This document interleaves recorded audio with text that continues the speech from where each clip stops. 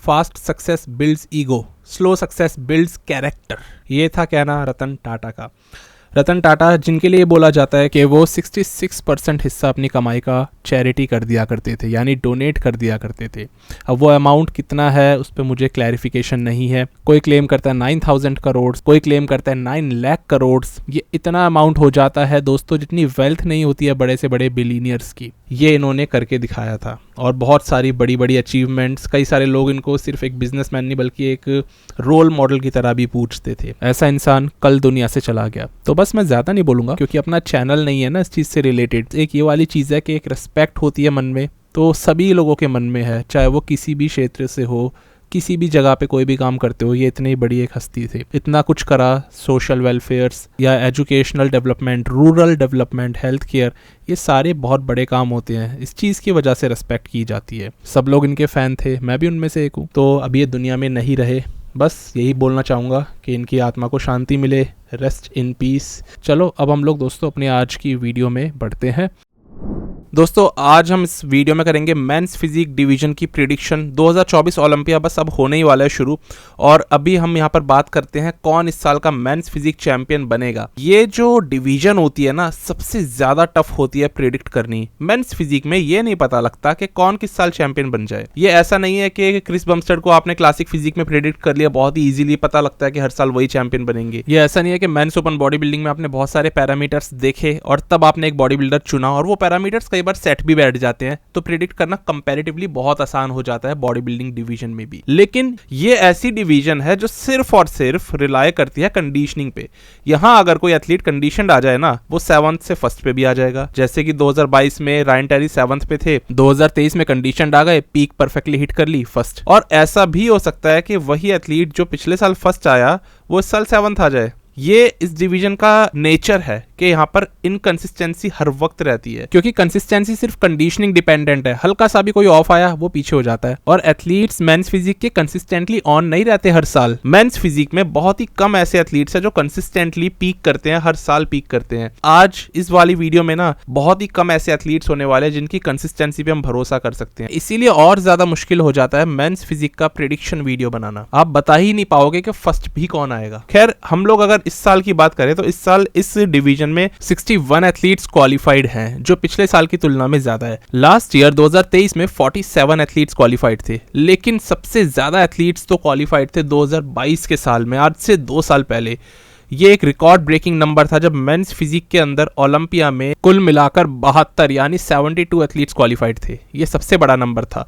खैर इस साल का नंबर भी कोई बहुत छोटा नहीं है। 61 एथलीट्स का क्वालिफाइड होना भी बहुत बड़ी बात होती है, पर कंपीट करने के लिए 61 एथलीट्स नहीं उतरेंगे। अभी से बता दूं बहुत सारे एथलीट्स बाहर हो चुके हैं, जैसे कि जेरेमी बुंडिया नहीं आएंगे, ब्रेंडन हेंड्रिक्सन नहीं आने वाले, अमित आगरे नहीं आने वाले। हाल ही में डियोगो ने भी मना कर दिया, जो एक टॉप ओलंपिया कंपेटिटर है, कि मैं भी नहीं आ रहा हूं। उनके साथ हेल्थ प्रॉब्लम्स चल रही है, स्ट्रेस बहुत ज्यादा है, फिजिकली फिट नहीं है। और वेगास आने के बाद यहां पर मतलब ओलंपिया के उस मेन जगह पर जहां पर ओलंपिया होता है वहां पर पहुंचने के बाद वो अनाउंस करते हैं कि मैं इस साल नहीं खेल रहा हूं। तो इस साल बहुत सारे एथलीट्स ने ड्रॉप किया है ओलंपिया। और सच बता रहा हूं, मजाक मजाक में, इसीलिए एरिन बैंक्स ने इनको छेड़ने के लिए अभी बिल्कुल हाल ही में एक ये पोस्ट भी डाला कि एरिन बैंक्स लिखती है कि मैं भी नहीं आ रहा हूं। तो ये इन्होंने एक तरह से ताना कसा था, क्योंकि बहुत सारे एथलीट्स ने ड्रॉप कर दिया इस साल हेल्थ रीजंस के चलते। कुल मिला के आप एक अंदाजा पकड़ो कि है तो 61 एथलीट्स क्वालिफाइड, लेकिन 50 से 55 के बीच एथलीट्स खेलने उतरेंगे स्टेज पे। हम लोग यहाँ पर दोस्तों बात करते हैं इस साल हमें क्या क्या देखने के लिए मिलेगा। देखो इस साल हमें वो नॉस्टैल्जिया देखने के लिए नहीं मिलेगा जो हमें पिछले साल देखने के लिए मिल गया था। लास्ट ईयर हमारे पास ब्रेंडन हेंड्रिक्सन जैसे पुराने चैंप थे, जेरेमी बुंडिया, जेरेमी पोर्टविन, बहुत सारे ऐसे एथलीट्स थे जो इस साल कंपीट करने नहीं आने वाले हैं। पिछले साल का ओलंपिया नॉस्टैल्जिया से भरा हुआ था। इस साल का ओलंपिया ऐसे एथलीट से भरा हुआ है जो ज्यादा करके नए एथलीट्स हैं, और नए हैं तो इनकंसिस्टेंट है, पता नहीं कौन कहां प्लेस हो जाए। सबसे ज्यादा दुख की बात हम इंडियंस के लिए इस साल रहेगी, क्योंकि हमारे एक पहली बार इंडिया से एथलीट क्वालिफाई हुआ था, अमित आगरे क्वालिफाई हुए थे और वो ओलंपिया में उतरते, पर अमेरिका वालों ने इनको वीजा नहीं दिया। तो अच्छा खासा चांस था, सब कुछ सही था, एथलीट भी हमारा रेडी था, लेकिन किस्मत नहीं थी तो वीज़ा नहीं मिला और ये अमेरिका की ज़मीन पे कदम नहीं रख पाए। इससे ज़्यादा बुरा और कुछ नहीं हो सकता था, लेकिन जो इनको इस साल मिला उसके लिए बहुत ज़्यादा ग्रेटफुल हैं। अच्छी बात यह है कि वापस से तैयारी कर रहे हैं, एक और प्रो शो की बहुत जल्द खेलेंगे और फिर शायद ओलंपिक की क्वालिफिकेशन उस शो को जीत करके ले लेंगे। यहाँ पर लेकिन एक अच्छी चीज भी हुई हम लोगों के साथ में। हमारा अगर एक इंडियन एथलीट अमेरिका नहीं जा पाया तो ऐसा हुआ कि एक दूसरा एथलीट आ गया, उमेर बहामद। कतार में खेलते हैं, कतार को ये आज तक रिप्रेजेंट करते थे, पर इस साल जब थाईलैंड प्रो जीता तो इन्होंने इंडिया को रिप्रेजेंट किया और अभी ये ओलंपिया में भी इंडिया को रिप्रेजेंट कर रहे हैं और ये अभी अमेरिका में है। तो एक तरह से हमारा एक तो इंडियन एथलीट है जो इस साल हमारी कंट्री को रिप्रेजेंट करेगा मिस्टर ओलंपिया की स्टेज पे। अब दोस्तों इस साल के जो सबसे बड़े एथलीट्स हैं मेंस फिजिक डिवीजन में, जो अपने कंधों पे इस पूरी गेम को खींचने का दम रखेंगे, वो रहने वाले हैं Ryan Terry, Erin Banks, Corey Morris, Ali Bilal यस और विटोर चैविस। इसमें उमर बहमद और एडवन पल्मेरा का भी नाम आ जाता है। तो नाम बड़े अलग किस्म के और बिल्कुल ही नए नाम है। इस वीडियो में मैं मोटे मोटे दो सेक्शन रखूंगा। पहला सेक्शन रहता है पिछले साल की प्लेसिंग का और दूसरा सेक्शन रहेगा डायरेक्टली प्रेडिक्शन का। इसमें अगर हम लास्ट ईयर की प्लेसिंग वाले सेक्शन से शुरुआत करें तो सबसे पहला जो इसमें नंबर लगा था वो ऑब्वियसली रायन टेरी का लगा था। रायन टेरी की कंडीशनिंग बहुत ही फिनोमिनल थी, ऐसा फिल हीथ ने भी बोल दिया था और फिल हीथ ने यह भी बता दिया था कि ये बहुत ही फेबुलस लग रहे हैं। रायन टेरी ने अपनी बैक इंप्रूव करी और लास्ट ईयर पिट्सबर्ग प्रो में रायन टेरी मैं आपको अगर बताऊं तो कॉरे मोरिस जैसे एथलीट से भी हार गए थे। रायन की कंसिस्टेंसी पे इससे सवाल खड़े होते हैं। खैर रायन ने अपनी कंडीशनिंग को दोबारा पकड़ा, अपनी बैक को थोड़ा सा इंप्रूव किया और उतर आया अपनी लाइफ की सबसे बेस्ट कंडीशनिंग लेकर के ओलंपिया स्टेज पे। नतीजा उनको टाइटल मिल गया लाइफ का पहला। रायन ने इस टाइटल को जीत करके उनके बहुत पुराने फैंस का सपना पूरा कर दिया, क्योंकि कई सारे लोग आज भी यही मानते हैं कि रायन टेरी की एक परफेक्ट मेंस फिजिक लुक है, पर उसको वो एप्रिसिएशन, वो प्लेसिंग नहीं मिल पा रही थी जो वो डिजर्व करते थे। फाइनली रायन ने वो प्लेसिंग जैसी ही हासिल करी तो बहुत सारे लोग खुश हुए कि अच्छा है, एक तो पहली बात पुराना एथलीट, एक पुराने जमाने का एथलीट जो लेजेंड्स की श्रेणी में आता है, वो इस वाले टाइटल को जीत गया। और रायन टेरी जैसा एक परफेक्ट लुक, परफेक्ट एथलीट कहाँ मिलेगा जिसको देख करके ही लगता है कि वो मेंस फिजिक डिवीजन के लिए बना है। इनके बाद यहाँ पर सेकंड नंबर पर आते हैं ब्रैंडन हेंड्रिक्सन। ब्रैंडन ने बता दिया था कि उनका लास्ट मिस्टर ओलंपिया है और अब इस साल 2024 में वो नहीं आने वाले। यहाँ पर थर्ड नंबर लगा था एरिन बैंक्स का। एरिन बैंक्स डेफिनेटली ऑफ आए थे। पिछले साल का साल एरिन बैंक्स के लिए अच्छा नहीं रहा था। पहले तो वो लीजेंड स्पोर्ट्स हार गए थे और उसके बाद एरिन बैंक्स यहाँ पर भी हार गए, क्योंकि एरिन उस टाइम तक रेनिंग चैंपियन थे 2023 के समय तक। लेकिन यहाँ पर एरिन की डायरेक्टली थर्ड प्लेसिंग लगी उनकी ऑफ कंडीशनिंग होने की वजह से। चौथा नंबर यहाँ पर इमैनुअल हंटर का लग जाता है और इमैनुअल एक बिल्कुल ही सरप्राइज एलिमेंट की तरह ऊपर एकदम से आ गया। मैंने बताया ना मेंस फिजिक डिवीजन है ये, यहाँ पर कोई भी किसी भी प्लेसिंग पे आ जाता है। पांचवा नंबर यहाँ पर डियोगो का लग जाता है। डियोगो वैसे आमतौर पे थर्ड आया करते थे, पर इस साल यानी 2023 में पांचवें नंबर पे चले गए थे। छठे नंबर पे कॉरे मोरिस लगे थे और वहीं सातवें पे लगे कायरन होल्डन। अब देख लो, वही कायरन होल्डन जो कुछ हफ्तों पहले यहाँ पर एरिन बैंक्स को हरा करके चल रहे थे, ओलंपिया में 7th पे आ जाते हैं, क्योंकि कायरन डेफिनेटली उतने ज्यादा श्रेडिड नहीं थे। आठवां नंबर यहाँ पर सरप्राइजिंगली जेरेमी बोंडिया का लग जाता है। जेरेमी ने बहुत सालों बाद अपना कमबैक किया था, क्योंकि इतने कॉम्पिटिटिव लाइनअप में आप अगर 8th भी आ जा रहे हो तो ये बहुत बड़ी बात होती है। लेकिन फिर भी यहाँ पर कई सारे लोगों ने बोला कि जजेस ने जेरेमी को सिर्फ 8th प्लेसिंग इसलिए दी क्योंकि जेरेमी की बॉडी उतनी अच्छी नहीं थी, बल्कि इनका स्टेटस ही इतना बड़ा है कि इनको एक रेस्पेक्ट के तौर पे 8th नंबर की प्लेसिंग भी दे दी गई। 9वां नंबर इसमें लगता है विटोर चैविस का और 10वें पे आते हैं जेरेमी पोर्टविन, जो काफी मुश्किलों से इस ओलंपिया में कम्पीट कर पाए थे। यहाँ पर 11वां नंबर एडवन पल्मेरा का लगा था और 12वें पे चले गए थे Carlos de Oliveira. 14th number यहाँ पर आंड्रिया फर्जूसन का लग गया था। 16th नंबर पिछले साल अली बिलाल का लगा था। अली ऑफ थे, अली लगातार कंपीट कर करके थक चुके थे। ये थे रिजल्ट्स। अब हम डायरेक्टली बात करते हैं इस साल की अपडेट्स और प्रेडिक्शन की। वैसे तो लास्ट ईयर मैंने फर्स्ट नंबर से प्रेडिक्शन स्टार्ट करी थी, पर इस साल मैं 10th नंबर से प्रेडिक्शन शुरू करूंगा और इसी में हमारे अपडेट्स भी आ जाएंगे। 10th नंबर मेरे हिसाब से लग सकता है बैंकविल का। बैंकविल इतना अच्छा एक स्ट्रक्चर कैरी करते हैं, एक बढ़िया हाइट है उनकी और एक बढ़िया फ्रेम है कि वो आ सकते हैं यहाँ पे 10th पे। हालांकि पिछले साल ओलंपिया में 16th आए थे। तो अब देख रहे हो यहाँ पर मैं किस एथलीट को 10th पे डाल रहा हूँ जो पिछले साल 16th आया था। इस साल के बैंकविल की अगर आप अपडेट्स देखो तो ये ना शार्प लग रहे हैं। बैंकविल पे हाइट बढ़िया है, स्ट्रक्चर अच्छा है, इनको फॉर श्योर श्रेडिड आना होगा। ये एथलीट अगर अपनी ये श्रेडिंग प्रॉब्लम को सॉल्व करके इस साल की स्टेज पे आ जाता है सही, तो टॉप 10 में अपनी जगह बना लेंगे, नहीं तो फिर वापस 16 पे चले जाएंगे। इनके पास में आउटर ऑब्लिक्स बहुत स्ट्रांग है। वैसे मैं आपको बता दूं, उन्होंने last year Bharat pro show जीता था, उस वजह से इस साल के ओलंपिया में क्वालिफाई हुए और तब कोई बहुत ज्यादा कंडीशन नहीं थे। तो ड्राई तो आना पड़ेगा इनको इस 10th नंबर पे पहुंचने के लिए। और जब से इन्होंने भारत प्रो शो जीता है ना, तब से इंडिया में भी बहुत पॉपुलर हो गए। इंडियन एथलीट्स इनको बहुत मानते हैं। इसमें अब 9th नंबर पे चलते हैं। 9th 16th नंबर मेरे हिसाब से लग सकता है एडवन का, एडवन फरेरा पल्मेरा, ये इनका पूरा नाम है। एडवन के अभी कुछ ये अपडेट्स आ रखे हैं और ये इस तरीके से आपको दिखेंगे। कोई बहुत इंक्रेडिबल कंडीशनिंग नहीं है, लेकिन ये चीजें अगेन ट्रांसलेट नहीं होती कि मिस्टर ओलंपिया में आप कैसे दिखोगे। मिस्टर ओलंपिया में ये बहुत अच्छे दिख सकते हैं, इनके पास अच्छा फ्रेम है, बड़े हैं ये शरीर में और फ्रंट से बहुत ही ज्यादा अच्छे दिखते हैं, मतलब एब्स एकदम क्रिस्प हैं, चेस्ट की शेप बढ़िया है, डेल्ट्स बहुत ही राउंड आते हैं, बैक इनकी थोड़ी सी ओकेश साइड पे है। अगर ये लैट्स और वाइड होते और बैक में होता मास थोड़ा ज्यादा, ये एथलीट इजीली टॉप 5 क्रैक कर लेगा। सब कुछ है इस एथलीट पे सिवाय एक स्ट्रॉन्ग बैक के। अच्छी बैक है बट स्ट्रॉन्ग उस लेवल पे नहीं कह सकते जैसे चैंपियंस की होती है। एडवन कहीं ना कहीं पिछले साल 11th इसलिए आए थे क्योंकि ये उतने शार्प नहीं आए थे। मैं सच बता रहा हूँ, इस एथलीट को आप शार्प ले आओ, यही बैक के साथ में ये अभी भी टॉप 5 क्रैक कर सकते हैं। इस बार की प्रेप के अंदर उतने ज्यादा इंप्रेसिव नहीं लग रही है, लेकिन जैसे मैंने बताया, जैसा आप इंस्टा पे दिख रहे हो वो ट्रांसलेट नहीं होता कि आप स्टेज पे भी वैसे ही दिखोगे। स्टेज पे बहुत इंक्रेडिबल भी दिख सकते हैं। अभी के लिए इनको मैं 9th पे रखता हूँ। इसमें अगर 8th नंबर पे चलूं तो मुझे ऐसा लगता है 8th पे आ सकते हैं उमेर बहामद। ये एक बहुत बड़ा नाम इस साल बन के निकल सकते हैं ओलंपिया में। देखो, अपने इंडिया को ये रिप्रेजेंट कर रहे हैं, ये बात हमें भूलनी नहीं चाहिए। इनका स्ट्रक्चर फ्रंट से और बैक से इतना कैपेबल है कि अगर ये सच में पीक होकर के आते हैं ना स्टेज पे, ये as good as 5th placing भी ले सकते हैं ओलंपिया में। बट इन्हें फुल आना होगा, ये फिजिक नहीं चलेगी जो अभी आप सामने वीडियो क्लिप में देख रहे हो। फुल मतलब सीरियसली फुल, एकदम ड्राई, तब वो फिजिक उस लेवल पे पहुंचती है कि चैंपियंस के साथ खड़ी होती है। फिलहाल इनका रीसेंट अपडेट ये एक दिन पहले ही आया था और इसके अंदर इनके जो एब्स हैं वो उतने ज्यादा क्रिस्प नहीं लग रहे। बैक इनकी डेफिनेटली अच्छी है बट वो ये कि एक बिल्कुल फुलनेस जो बॉडी के अंदर चाहिए होती है वो अभी इतनी नहीं दिख रही। एक बहुत बड़ा रीजन क्योंकि ये पीक वीक में आ चुके हैं। बिल्कुल जब कॉम्पिटिशन के पास होंगे तो हम उम्मीद करते हैं कि इनके शोल्डर भी पॉप करें, इनकी चेस्ट भी फूले, इनके एब्स भी बाहर प्रोट्रूड करे। ये होना जरूरी है और अगर ये हो जाता है, उमेर को वैसे तो मैंने 8th पे रखा है, लेकिन मैंने आपको बता दिया कि ये एज गुड एज 5th पे भी प्लेस कर सकते हैं। टॉप 5 में क्रैक करने वाले एथलीट्स में ये है। लेकिन अब आता है लेकिन, यहां पर अगर ये आते हैं ना ऑफ, तो आराम से 16th नंबर पे जाएंगे। ये भी मैं आपको क्लियर कर दूं, ये गेम ही पूरा कंडीशनिंग का है और कुछ नहीं।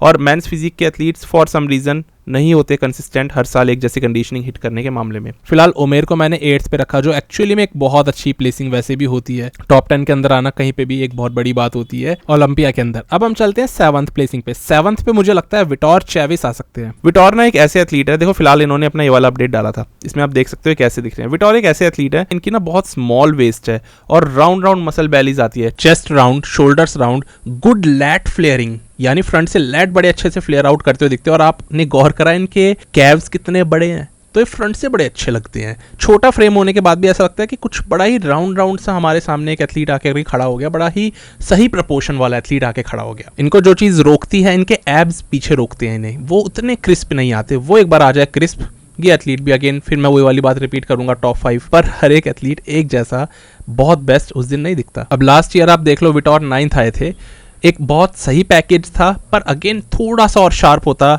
ये 9th की जगह आराम से 6th प्लेसिंग 5th प्लेसिंग ले आते। अब इनकी बैक भी देखो, वो भी बड़ी राउंड लगती है, 3D बैक है, तो एक बहुत अच्छे एथलीट है, बहुत कैपेबल एथलीट है। अभी के लिए मैं इनको 7th नंबर पे डाल रहा हूँ। यहाँ पर अब 6th प्लेस की मैं बात करूंगा, इसमें मैं डालना चाहूंगा इमैनुअल हंटर को। इमैनुअल ने इस साल शार्लेट प्रो कप जीता था और इससे इनको ओलंपिक की क्वालिफिकेशन मिली, पर इसमें इनकी कोई बहुत खास कंडीशनिंग नहीं थी। पर जिस कंडीशनिंग में इसमें दिखाई दिए ना, उसी कंडीशनिंग में पिछले साल ओलंपिया में भी 4th आ गए थे। अब वो तो अभी तक भी राज है कि कैसे इस वाली फिजिक पे ये 4th आ गए थे, बिकॉज ये कंप्लीटली ऑफ और वाटरी दिखाई दे रहे थे। एब्स भी इनके क्रिस्प नहीं थे और फ्रंट से बॉडी उतनी ज्यादा शार्प नहीं थी जैसे कि इनके साथ खड़े हुए Brandon Hendrickson, Ryan Terry, Erin Banks की थी।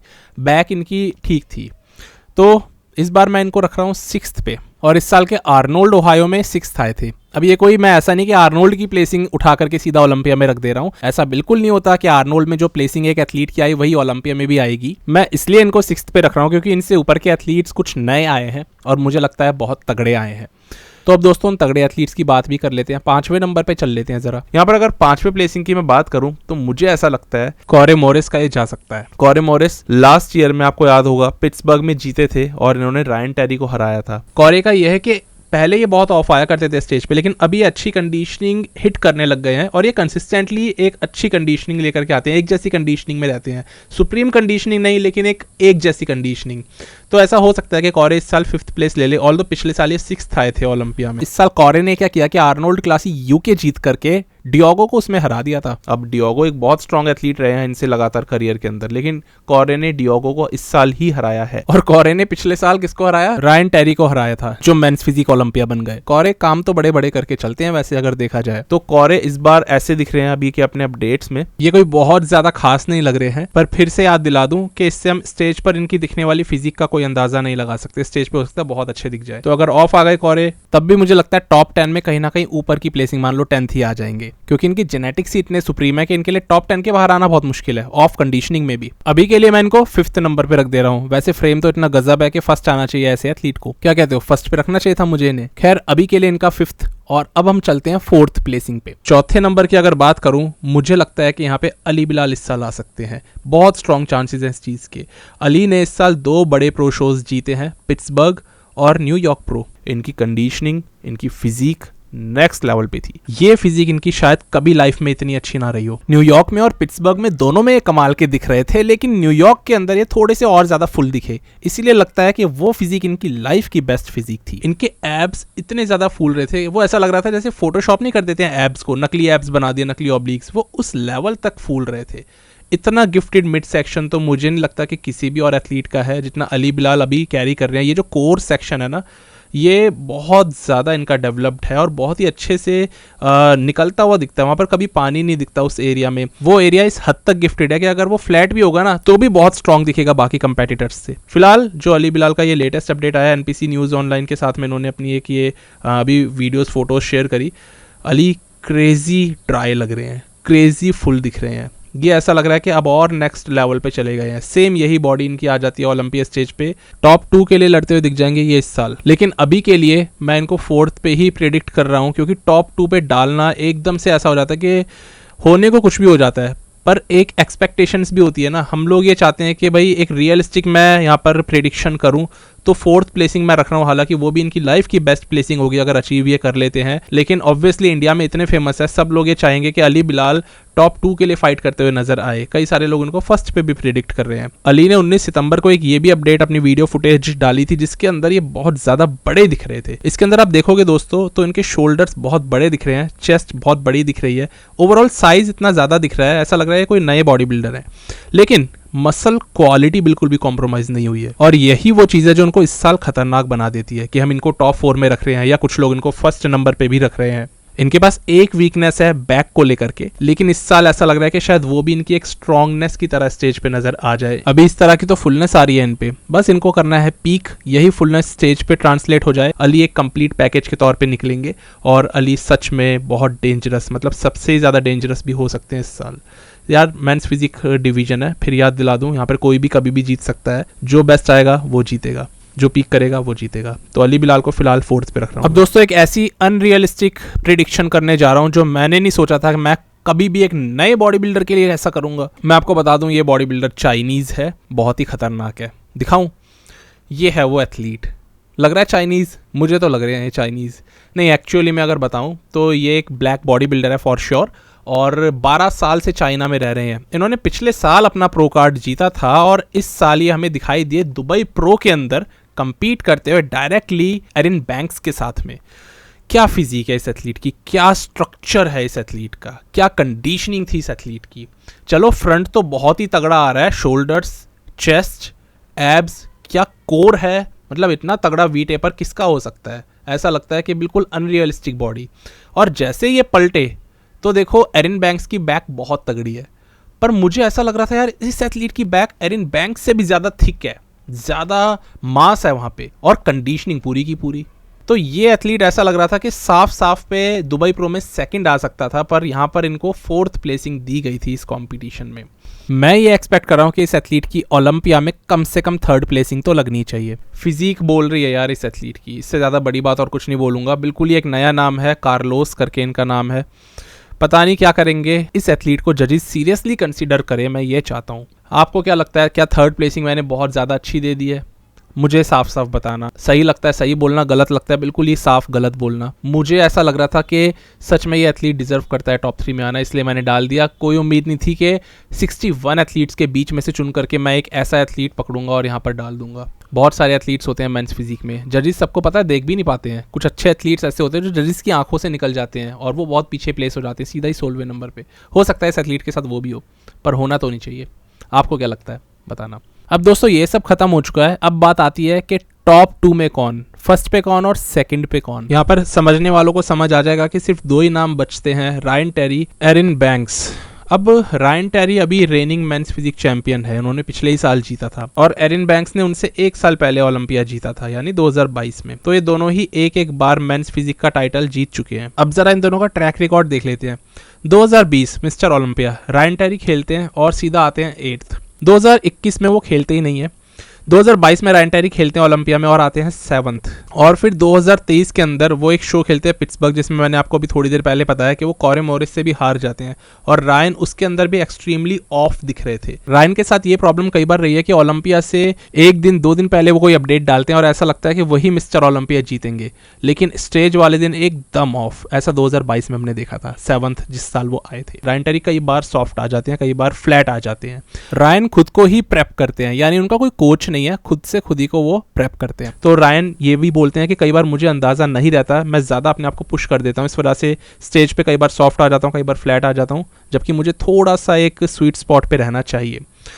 अब बात करते हैं एरिन बैंक्स की, इनका करियर ग्राफ देखते हैं। एरिन 2021 से चमकना शुरू करते हैं और उसी साल ओलंपिया में 2nd आ जाते हैं, और एरिन 2022 तक जाते जाते मेंस फिजिक चैंपियन भी बन जाते हैं। और बाकी जितने भी शोज थे 2022 के अंदर, उन्होंने वो सारे शोज भी जीते, जैसे कि Boston pro, Arnold classic Ohio वाला, और आखिर में ओलंपिया ही जीत लिया। तो एरिन का ग्राफ बहुत तेजी से ऊपर गया, इतना तेज किसी का ग्राफ ऊपर नहीं जाता, जेरेमी बुंडिया का गया होगा। और कंसिस्टेंसी इनके ग्राफ में रही है 2021 में, 2022 में, 2023 में वो कंसिस्टेंसी ब्रेक हुई और ये लीजेंड स्पोर्ट्स हार गए थे कायरन से। अब यहाँ पर हम अगर इनका कंपैरिजन करते हैं रायन टेरी से, 2023 में रायन भी हारे थे पिट्सबर्ग और 2nd आए थे, और यहाँ 2023 में एरिन भी 2nd आए हैं। फर्क ये आता है कि दोनों बॉडी बिल्डर्स की फिजिक जब वो 2nd आते हैं, रायन टेरी बिल्कुल ही छोटे और सॉफ्ट दिखते हैं जब वो ऑफ आते हैं, वहीं एरिन बैंक्स थोड़े से ऑफ दिखते हैं, लेकिन स्टिल वो एक शेप उनकी फिजिक में रहती है, वो एक साइज होने के कारण, और ओवरऑल बहुत सारे पोजेज में तब भी वो स्ट्रांग दिखते हैं। ऐसा नहीं कि एब्स बिल्कुल गायब हो गए, ऐसा नहीं कि चेस्ट बिल्कुल फ्लैट हो गई या बैक एकदम ही गायब हो गई। रायन के साथ ऐसा होता है कि बैक एकदम सॉफ्ट पड़ जाएगी, एब्स भी उनके एकदम फ्लैट दिख जाएंगे। तो जब बॉडी खराब होती है रायन की, तो रायन ऐसी ऐसी जगहों पर खराब दिखते हैं। तो एरिन के साथ यहाँ पर एक प्लस पॉइंट आता है। मान लो अगर एरिन ऑफ आते हैं, कई बार वो सॉफ्ट दिखते हैं, जैसे इस बार दुबई प्रो के अंदर भी वो उतने ज्यादा कंडीशन नहीं थे, उनका गट दिख रहा था एक्चुअली में, एरिन का थोड़ा सा गट दिखता है, लेकिन एरिन के पास साइज इतना है कि हल्का सा ऑफ आना भी वो झेल लेते हैं, यानी कि उससे उनकी प्लेसिंग इतनी इंपैक्ट होगी कि ओलंपिया में 1st ना आकर 3rd आ गए। वहीं रायन टेरी ने अगर अपनी पीक मिस करी ना, तो ये याद रखो कि रायन पे साइज नहीं है इतना ज्यादा जितना एरिन या बाकी ओलंपिया कंपेटिटर्स पे। रायन कभी साइज नहीं कैरी करते, ऐसे में वो इतने पीछे हो जाते हैं कि सीधा ओलंपिया में 7th आ जाते हैं, सीधा ओलंपिया में 8th चले जाते हैं, क्योंकि उन पे साइज नहीं है जो उनको बचा करके रखे और 2nd या 3rd प्लेसिंग दिलवा दे एरिन बैंक्स की तरह। तो रायन के लिए बिल्कुल जरूरी है कि उनको एकदम कंडीशन डालना पड़ेगा, तब तो वो 1st आएंगे, नहीं तो वो बिल्कुल ही पिछड़ जाएंगे। वहीं एरिन अगर थोड़े बहुत ऑफ भी आते हैं तो 2nd या 3rd आ जाएंगे। वही वाली बात है कि जैसे हम लोग फिल हीथ का एग्जांपल दिया करते थे कि फिल हीथ अगर अपने 90% पे भी 95% पे भी आते हैं तो भी वो बहुत सारे एथलीट्स को हरा सकते हैं। वहीं दूसरे कंपेटिटर्स को अपना 100% हिट करना पड़ेगा, तब भी वो फिल हीथ से हार जाएंगे। ऐसे ही क्रिस बमस्टेड भी है। क्रिस बमस्टेड अगर 90% भी आ गए थे ना पिछले साल के ओलंपिया में, तब भी वो भारी पड़ गए थे बाकी सब एथलीट्स पे, चाहे वो 100% पे आ जाए बाकी के एथलीट्स। यहाँ पर इसीलिए मैं कहना चाह रहा हूँ कि एरिन बैंक्स का पोटेंशियल ज्यादा है रायन टेरी से, क्योंकि एरिन बैंक्स गलतियां करना अफोर्ड कर सकते हैं, लेकिन रायन टेरी बिल्कुल जरा सी गलती हुई नहीं कि 7th पे चले जाते हैं। अब ऐसा हो सकता है कि रायन इस साल एक्सट्रीमली कंडीशनड आ जाए, बिल्कुल फुल आ जाए, तो वो 2 टाइम बन जाएंगे। ऐसा हो सकता है कि एरिन बैंक्स इस साल श्रेडेड आ जाए, तो वो 2 टाइम बन जाएंगे। अभी भी आपने अगर गौर किया हो मेरी बात पे, मैंने ये बोलना चाहा है कि एरिन बैंक्स अगर श्रेडेड आ जाए तो वो 2 टाइम बन जाएंगे। बट रायन के लिए मैंने क्या बोला था, अगर वो श्रेडेड और फुल आ जाए, यानी एरिन पे तो इतने मसल्स है कि अगर वो फ्लैट भी आ जाए ना, बस उनको श्रेड होना है, वो जीत जाएंगे। बट रायन सिर्फ श्रेड होने से नहीं चलने वाला उनका काम, उनको फुल आना पड़ेगा, नहीं तो उनके एब्स नहीं दिखेंगे, नहीं तो उनकी बैक बिल्कुल फ्लैट दिखने वाली है, सॉफ्ट दिखने वाली है। ये होता है जेनेटिकली गिफ्टेड होने का फर्क जो एरिन बैंक्स है। और एरिन के लिए टॉप 2 में आना बहुत ज़्यादा हाई चांस वाली बात है एज़ कम्पेयर टू टेरी, क्योंकि टेरी का मैंने बताया वो सीधा 7th हिट करते हैं या 5th भी हिट कर लेते हैं, बट एरिन बैंक्स ऑफ आके भी टॉप 2 की अपनी प्लेसिंग सिक्योर कर ही लेते हैं। एरिन ने बोल दिया अगर इस साल फिल हीथ जैसा कोई एथलीट उठ के अचानक से ना आ जाए शॉक करने, मतलब एक एग्जांपल दिया उन्होंने जस्ट, तो मेरा टॉप 2 पक्का है। एरिन इस साल कंट्रोवर्सीज नहीं कर रहे हैं, उन्होंने बोला कि अब मैं थोड़ा इन चीज़ों से दूर हो गया क्योंकि मैं ज़्यादा ही इधर उधर की बात करता था, उस वजह से मेरा ध्यान मेरे काम से हट जाया करता था। ये सब बातें मेंस फिजिक में रही है, एरिन बैंक्स के साथ ये प्रॉब्लम रही है, काफ़ी ज़्यादा लड़ाई झगड़े वाली। रायन टेरी एक अपने से मतलब रखने वाले एथलीट है, वो ज़्यादा लड़ाई झगड़ा नहीं करते, वो बोलते भी बहुत कम है, वो कहते भी मुझे बोलना नहीं आता, वो बस अपने काम पे ध्यान देते हैं। पर रायन के साथ इस साल ये दिक्कत हुई कि उनका नाम मिस्टर फोटोशॉप पड़ गया, और बहुत अजीब बात है, रायन ने ये एक जो इनके इंस्टाग्राम पेज पे बिल्कुल मिडिल की इमेज है जिसमें कि उन्होंने पिछले साल ही अपनी ट्रॉफी जीती, वो इमेज 5 नवंबर 2023 की डली हुई है, यानी करीबन 1 साल से। पर अब जाकर के लोगों ने वहां पर एक गलती पकड़ी, उनके एब्स देखे और ये देखने को मिला कि उनके एब्स एक्चुअली में ज़्यादा पॉप कर रखे हैं, और ये एडिटेड इमेज है, ओरिजिनल इमेज ऐसी नहीं है। रायन के एब्स इतने ज़्यादा नहीं फूलते, ये कुछ ज़्यादा ही फोटोशॉप कर रखा है इनके एब्स को। और रायन ने अभी हाल ही में एक इंटरव्यू के दौरान ये वाली चीज़ एक्सेप्ट करी कि हाँ मेरे एडिटर ने ये एब्स फोटोशॉप करे। हैरानी की बात तो ये है कि एडिटर ने उनके ये जो उनके गले में टंगा हुआ गोल्ड मेडल है इसकी भी शेप बिगाड़ दी, फोटोशॉप के चक्कर में इसको राउंड की जगह थोड़ा ओवलिश कर दिया, तो वो कुछ अजीब सा ही चीज़ हो गई है इनके साथ में। और रायन टेरी अब जाकर के ट्रॉल हो रहे हैं इस फोटोशॉप इमेज के कारण, उनका नाम मिस्टर फोटोशॉप पड़ गया है। तो मैं कहना ये चाह रहा हूँ कि इस साल एरिन बैंक्स तो किसी कंट्रोवर्सी में नहीं आए जो आमतौर पर आते हैं, पर रायन टेरी आ गए, वो ट्रॉल हो गए। बहुत टफ होगा मेरे लिए इन दोनों में से किसी एक को चुनना। जैसे मैंने बताया था इनकंसिस्टेंट एथलीट्स ज्यादा है मेंस फिजिक में, हर साल जो फर्स्ट आए वो ब्रेंडन हेनरिक्सन जैसा एथलीट अब कोई रहा नहीं, हर साल जो शार्प आए ऐसा नहीं है अब कोई एथलीट, तो ब्रेंडन थे सबसे ज्यादा कंसिस्टेंट, इसीलिए वो सबसे ज्यादा बार जीते भी जेरेमी के बाद।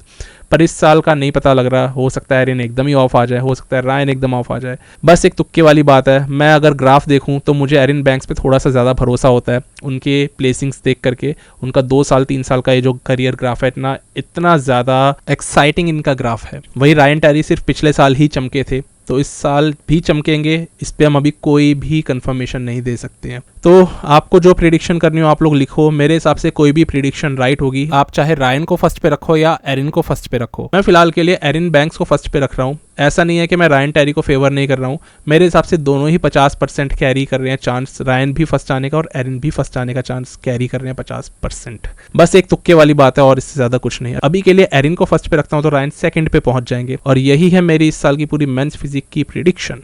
आप भी अपनी प्रिडिक्शन लिखो कमेंट्स में और मुझे बताओ आपको क्या लगता है। कई लोग अली बिलाल को फर्स्ट पे रख रहे हैं, कई सारे लोग रायन टेरी को इस साल फर्स्ट पे रख रहे हैं। जो भी रिजल्ट होंगे देखने में मजा आएगा। प्रेडिक्शन वीडियो एक ज़्यादा करके फन वीडियो होती है, इससे ज़्यादा और कुछ नहीं, तो इसको बहुत सीरियसली मत लेना। अपने कमेंट्स करके ज़रूर जाना वीडियो के नीचे। अगली वीडियो में मिले इससे पहले दोस्तों एक इंपॉर्टेंट अनाउंसमेंट, मैंने दोस्तों इस चैनल पे आखिरकार चैनल मेंबरशिप को शुरू कर दिया है। 2 साल से मेरे पास ये ऑफर था कि मैं इसको स्टार्ट कर सकता था, पर मेरे पास कोई इंटेंशन नहीं था, क्योंकि मुझे नहीं लगता था कि मैं आप लोगों को वो सर्विसेज दे पाऊंगा जिसके लिए आप मुझे पैसा पे करोगे चैनल मेंबरशिप के थ्रू। तो अब मुझे फाइनली ये लगने लग गया है कि मैं वो चीज़ें कर सकता हूँ, और मैं जितना कर सकता हूँ उतनी ही कमिटमेंट सामने से अपनी तरफ से करता हूँ। यहाँ स्क्रीन पर अभी 3 मेंबरशिप ऑप्शंस आपको दिख रहे हैं, सिल्वर, गोल्ड, डायमंड। इन तीनों के अपने अपने चार्जेस होते हैं। जैसे सिल्वर वाला मैंने अभी 89 रुपीज़ पे रखा है, जो हर महीने आपके बैंक अकाउंट से कटेंगे, और उसके अंदर आपको कुछ ये मेरी तरफ से सर्विसेज मिलेंगी। आपको मैं हाईलाइट कर देता हूँ यहाँ पर क्या क्या मिलेगा। सिल्वर के अंदर आपको लॉयल्टी बैजेस मिलेंगे, जिसमें ऑब्वियसली बॉडी बिल्डर्स की फोटोज रहेंगी, उस हिसाब से कि आप कितने पुराने हमारे साथ में जुड़े हुए हो चैनल के एक मेंबर बन के। मान लो कोई अभी ज्वाइन हो रहा है, जैसे कि अगर आप में से ज़्यादातर लोग अभी ज्वाइन होते हैं तो आपको सिर्फ सेंडो का ही लॉयल्टी बैज मिलेगा। बट अगर कोई 1 साल से 2 साल से ज्वाइन हो रखा है तो उसको रॉनी कोलमैन, फिल हीथ, जे कटलर तक के बैजेस मिलेंगे। इससे पता लगेगा कि कोई कितना पुराना मेरे साथ में इस चैनल पे मेंबर बना हुआ है। इसी के साथ साथ इधर आपको अर्ली वीडियोस का एक्सेस मिल सकता है, इसकी मैं पूरी कोशिश करूंगा। यानी नॉर्मल सब्सक्राइबर्स से पहले आप मेरी हर वीडियो देख सकते हैं। कितना पहले, वो हर बार अलग अलग होगा। आपको कमेंट्स का रिप्लाई पहले मिल सकता है जो इस मेंबरशिप को लेंगे। इसके बाद जो गोल्ड पैकेज है उसके अंदर मैंने कुछ एक्स्ट्रा बहुत ही बड़ा डाल दिया है। वो ये है कि जो इस पैकेज को लेगा मैं उसको महीने में एक बार शाउट आउट दूंगा, यानी कि सिर्फ एक वीडियो में, यूट्यूब में पूरे महीने में सिर्फ एक वीडियो के अंदर अंत में मैं उसे शाउट आउट दूंगा, उसका नाम लूंगा। ये अगर किसी को चाहिए तो वो 299 वाला पैकेज ले सकता है। इसी के साथ साथ पुरानी जितनी भी चीजें हैं सिल्वर वाली वो तो इसमें आएंगी ही। इसके बाद आता है डायमंड पैकेज के अंदर आपको सबसे बड़ी जो चीज़ मिलेगी वो मिलेगी कोचिंग प्लान जो हमारा है, जो 5,000 का है वो आपको 1,000 रुपये उसमें ऑफ मिल जाएगा, यानी 4,000 का पड़ेगा। और ये 1,999 का पैकेज है, इसका मतलब इसमें से 1,000 रुपये तो वैसे ही कम हो जाएंगे, तो ये कुल मिला के देखा जाए 999 का ही पैकेज रह जाएगा। इसके अंदर गोल्ड और सिल्वर वाली सारी वो सुविधाएं मिलेंगी जो अभी मैंने पहले आपको बताई हैं उनमें। साथ ही साथ इंस्टाग्राम के ऊपर भी एक शाउट आउट मिलेगा महीने में एक बार। तो ये है इन तीनों पैकेजेस का रेट। आप जो भी चुनना चाहो उनमें से एक ले सकते हो, नहीं भी लेना चाहो ये आपके ऊपर है। मैं अभी 2 साल तक इसको सोचता रहा कि इसको स्टार्ट करूंगा तो क्या करूंगा, कुछ कर भी पाऊंगा कि नहीं, सर्विस दे भी पाऊंगा कि नहीं। फाइनली अब मुझे लगता है कि हाँ ठीक है मैं दे सकता हूँ, तभी मैंने चैनल मेंबरशिप स्टार्ट करी है। तो अभी ओलंपिया का टाइम है, अगर आप लोग अभी भी शाउट आउट लेना चाहते हो तो अभी भी आपको शाउट आउट मिलेंगे चैनल पे, इनमें से अगर आप गोल्ड या डायमंड में से एक पैकेज लेते हो। इसी को कहते हैं चैनल मेंबरशिप। ज्वाइन बटन आपको दिख रहा होगा, तो इस पर आप क्लिक करोगे तो हमारे मेंबर बन सकते हो। कौन सा पैकेज चाहिए ये आपको डिसाइड करना है। बस यही थी दोस्तों एक आज की अनाउंसमेंट। अब मिलते हैं अगली वीडियो में बहुत ही जल्दी। अब देखो शुरू होने वाला है प्रेस कॉन्फ्रेंस, तो उसको पूरा मैं कवर करूंगा, ब्रेक डाउन करूंगा उसका, और दोपहर तक आपके पास वीडियो लेकर के आ पाऊंगा कल। चलो अब कल मिलते हैं 11 तारीख को। बस तब तक के लिए स्टे ट्यून्ड, गुड बाय, शुक्रिया।